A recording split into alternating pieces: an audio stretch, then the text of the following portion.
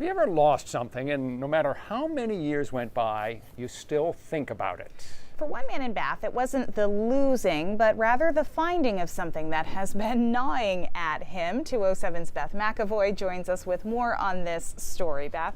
Good evening, Rob and Amanda. Yeah, Elmer Fox is an amazingly sharp 93-year-old veteran. He's been searching for treasures his whole life, but it's one treasure in particular that he's held onto for nearly 4 decades that Elmer has been waiting to return. Our family was a bunch of pack rats. That's my brother and I at an early age. Elmer Fox is learning you're never too old to make changes. We never threw anything away, so we collected everything you could think of. He recently moved out of his Bath home where he lived for 40 years and into an assisted living facility. He's a collector of many things. Yeah. His friend, John Mullaney, has been helping him with the move and to organize all his collectibles.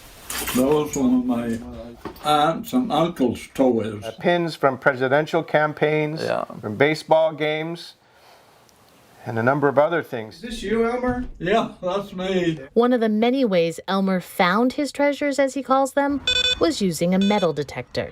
I've always liked to hear that beep, whether it's a penny or a bottle cap or anything. I always dug everything. Elmer hunted for treasures, as he calls them, by swinging a metal detector along Maine beaches for 25 years. My arms got so bad I couldn't swing it any longer.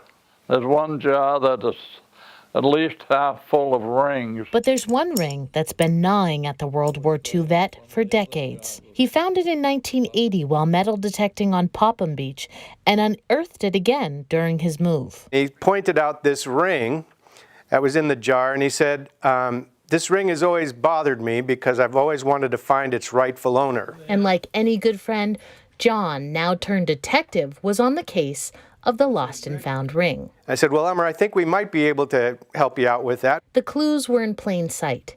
The name of the high school and the year were inscribed. I went home and started looking for Belle Plaine high schools and found out that there are many in the U.S. And 3 faint initials engraved on the inside of the ring, RLP, would help narrow down the search. Everybody was more than happy to help and very excited in engaging in this mystery of who the owner could be. A couple of emails and phone calls later. There you go. Good morning. Good morning, Elmer. John. So here's the man who found your ring. When I got that call the other day, I just couldn't hardly believe it. When that thing slipped off my finger into the Atlantic Ocean, I thought, well, that's the last time I'm going to see that ring. Rich Peterson of Belle Plaine, Iowa, was stationed at the Brunswick Naval Air Station in 1970 when he and some buddies drove to the coast for his first view of the Maine shoreline. I decided to go in the water. Of course, I didn't realize how cold the water in Maine is. It must have shrunk up my finger because the ring slipped off rather easily. Why don't you show it to him, Elmer? Here it is.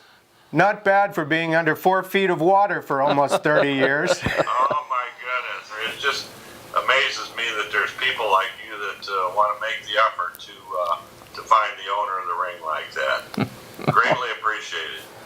I'm glad you're going to get your ring back. Don't come back and lose it again, because I won't be able to find it again. Have a good day, Rick. Thanks again. you. Bye. Bye. Jovial guy, I would say. Well, he found his ring. Why wouldn't he be? And while this story is about a lost ring being returned, Oh, Elmer's just a delightful man. Every time we sit and talk, there's always some new story to hear about. And he's got a great heart. I must say that, Elmer. You're one of the most generous people I've ever come to know. it's more about friendship. Oh, if it hadn't been for him, that still would have been in that jar and got thrown out when I kicked the bucket. Yeah. And Rich said the high school ring had extra sentimental value because his wife of 49 years now wore it when they were going steady. He got it in the mail the other day. He says it looks great considering where it had been. That is impressive. And Elmer just always smiling, always laughing. Yes. One of the most pleasant guys I've truly ever met. It's a great story. Thank you, Beth. You're welcome.